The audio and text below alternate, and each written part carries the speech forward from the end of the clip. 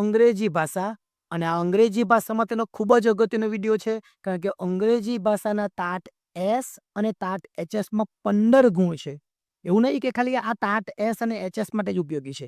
સરકાર દ્વારા જે કોઈ બી પરીક્ષા લેવામાં આવે ને એમાં અંગ્રેજી ગ્રામર હોય જ, અને એનો ભાગ એક આપણે જોવાના છે. એના ભાગો પણ નવા નવા આપણે લાવતા રહીશું, જેની અંદર ગ્રામર તમને બહુ સારી રીતે ખબર પડી જાય.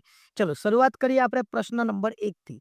હેવ ખાલી જગ્યા યુઝ વિથ પ્લુરલ્સ જનરલી, અને જવાબ અહીંયા ઇઝ લખેલો છે. હવે કેમ ઇઝ આવે જોઈએ? જો હેવને એક સ્પેલિંગ શબ્દ તરીકે દર્શાવવામાં આવ્યો છે, એટલે કે અવતરણ ચિહ્નમાં છે.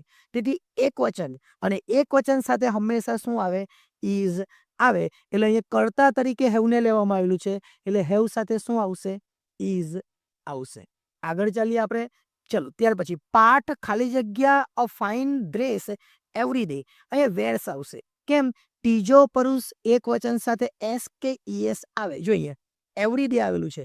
એવરી ડે એટલે શું? સાદો વર્તમાનકાળ છે, અને સાદો વર્તમાનકાળનો પાઠ ત્રીજો પુરુષ છે, તો એસ કે ઈએસ લાગે. અહીંયા એસ કે ઈએસ તમને કોઈ જગ્યા દેખાતું નથી, અહીંયા જ દેખાય છે, એટલે એસ કે ઈએસ વાળું આપણું આવશે. આગળ, read this book silently. What is silently word? Silently word શું છે? તો આ બુક છે વાંચવાની છે, પણ કેવી રીતના વાંચવાની? સાયલેન્ટલી, એટલે વિશેષણ કહેવાય. કેવું? વિશેષણ કહેવાય. વાંચવાનું છે પણ કેવું વાંચવાનું છે? શાંતિથી વાંચવાનું છે, એટલે વિશેષણ કહેવાય, એટલે adverb. The patient had died when the doctor came. પછી સ્ટેટ ધ પ્રોપર ટેન્સ, અને પ્રોપર ટેન્સની અંદર ગોઠવો. જો વાક્યમાં હેડ ડાઈડ, હેડ ડાઈડ એટલે V3 નો ઉપયોગ કરેલો છે, અને ભૂતકાળમાં પૂરી થઈ ગયેલી ક્રિયા દર્શાવે છે, તેથી આ પૂર્ણ ભૂતકાળ કહેવાય. કેવો? પૂર્ણ ભૂતકાળ. આ પૂર્ણ ભૂતકાળ એચ અને ત્રીજું રૂપ કહેવાય. જોઈએ હેડ ડાઈડ, હેડ ડાઈડ એટલે V3, આપણે ભૂત કૃદન કહીએ ને એ છે ત્રીજું રૂપ, એટલે પરફેક્ટ પ્રેઝન્ટ ટેન્સ. કેવું કહેવાય? Perfect present tense. આપણો જવાબ આવશે. આગળ, ધ પેશન્ટ હેડ ડાઈડ, આ આગળ આવી ગયું. આપણે આગળનું જોઈએ બીજું એક. Two arrive means, two arrive એટલે અરાઈવ એટલે આવવું, એટલે કમ. શું આવશે? કમ. અરાઈવનો ગુજરાતી અર્થ બી આવું જ થાય, અને કમનો ગુજરાતી અર્થ બી આવું જ થાય. What a beautiful picture it is. Make a simple sentence, એટલે કે આપણે વોટને કાઢી નાખવાનો છે, તો it is beautiful, it is very beautiful picture. આ વોટ છે ને એને અદ્ભુત કહેવાય, એટલે ઘણું બધું બતાવવું પડે, એટલે આ વેરી એનો શબ્દ આપણે આવશે, અથવા તમે વેરી કે રિયલીનો ઉપયોગ પણ કરી શકો. જો કોઈ જગ્યાએ રિયલી આવશે તો એ પણ જવાબ આવશે, એટલે આપણો જવાબ શું? It is very beautiful picture. ખાલી જગ્યા he works hard, he will get success. જો તમે વધારે મહેનત કરો તો તમે સક્સેસ થાવ, સફળ. જો તો આવે એટલે શું આવશે? ઇફ આવે. શું આવશે? ઇફ આવે. આગળ ચાલીએ. I open the door, the boys had gone. જ્યારે મેં દરવાજો ખોલ્યો ને છોકરા જતા રહ્યા. મેં દરવાજો ખોલું એ પહેલા એટલે બિફોર. જોઈએ બે ક્રિયાઓ ભૂતકાળમાં બની હોય, ત્યારે પહેલી ક્રિયા જે બની હોય ને એ પૂર્વ ભૂતકાળ હોય, અને પછી સાદો ભૂતકાળ હોય. એટલે પહેલી પૂર્ણ ભૂતકાળ છે, અને બીજી સાદો ભૂતકાળ છે. એટલે પૂર્ણ ભૂતકાળ ને સાદો ભૂતકાળને જોવા માટે કોનો ઉપયોગ થાય?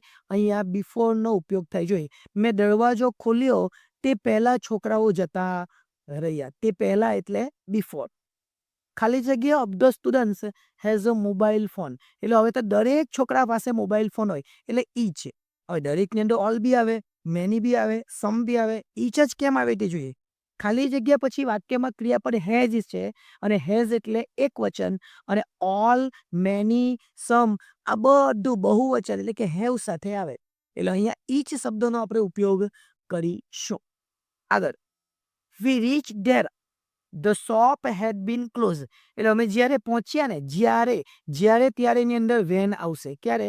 જ્યારે ત્યારે આવે એટલે શું આવશે? વેન આવશે. અ મોસ્કિટો ઇઝ ફ્લાઇંગ, ખાલી જગ્યા યોર હેડ, એટલે ઓવર હેડ. અને ઓવર ક્યારે આવે? જ્યારે વસ્તુ માથાની ઉપર, એટલે કે અડક્યા વગર હવામાં હોય, ત્યારે આપણે એની પાછળ ઓવર શબ્દ વાપરવો પડે. સચ ખાલી જગ્યા statement can not be taken seriously, એટલે ઇલિસિટ એનો જવાબ આવશે. કેવી? ઇલિસિટ એટલે અયોગ્ય, એટલે કે નિયમ વિરુદ્ધનું. નિયમ વિરુદ્ધ એટલે ગંભીરતાથી લઈ શકાય નહીં. જ્યારે એક્યુરેટ એટલે ચોક્કસ કહેવાય, એટલે એક્યુરેટ આની અંદર વાપરી શકાય નહીં. કયું આવશે? ઇલિસિટ જવાબ આવશે. આગળ, સુધા હેઝ ખાલી જગ્યા her mind to do journalism એટલે મેડઅપ. કેમ આવું? તો આ એક રૂઢિપ્રયોગ છે. To make up one's mind. આ શું છે? રૂઢિપ્રયોગ. એટલે તું મેકઅપની જગ્યાએ અહીંયા મેડઅપ છે અને પછી હું લખેલું છે વન્સ માઇન્ડ એટલે અહીંયા હર માઇન્ડ છે. એટલે મેડ અપ હર માઇન્ડ આખું શું છે? રૂઢિપ્રયોગ છે. આગળ સુધા ખાલી જગ્યા to her brother that they should visit Abu the following week. તો અહીંયા શું આવશે? અહીંયા ઇનડાયરેક્ટ સ્પીચ છે ધેટ દે શુડ અને નો ઉપયોગ થાય ત્યારે કોઈ સૂચન કે પ્રસ્તાવ દર્શાવે. તેથી રિપોર્ટિંગ વર્બ તરીકે કોનો ઉપયોગ આપણે કરીશું? પ્રપોઝનો ઉપયોગ કરીશું. શેનો ઉપયોગ કરીશું? પ્રપોઝનો. That, said to, ask to, said આ બધું ક્યારે આવશે? એ આપણે ડાયરેક્ટ ઇનડાયરેક્ટની અંદર જાણીશું. આગળ સુનિલ એન્ડ અજય ખાલી જગ્યા ગુડ ફ્રેન્ડ્સ. હવે આ બે છે વોઝ તો આવે જ નહીં કારણ કે બહુવચન આવે. ડોન્ટ ને ડીડ પણ નહીં પણ વેર આવે. કેમ? બહુવચનની અંદર આપણે શું વાપરીશું? વેરનો ઉપયોગ કરીશું. એટલે આવા જ અંગ્રેજી ભાષાની અંદરના જે સારા સારા વિડીયો જોવા માટે આપણી ચેનલને લાઈક કરજો, સબસ્ક્રાઈબ કરજો અને બીજા વિદ્યાર્થીઓને પણ અજાવો. આ પાર્ટ 1 હતો. નેક્સ્ટ ટાઈમ જ્યારે મળીશું ત્યારે પાર્ટ 2, પાર્ટ 3 એની સાથે આગળ વધીશું. આભાર.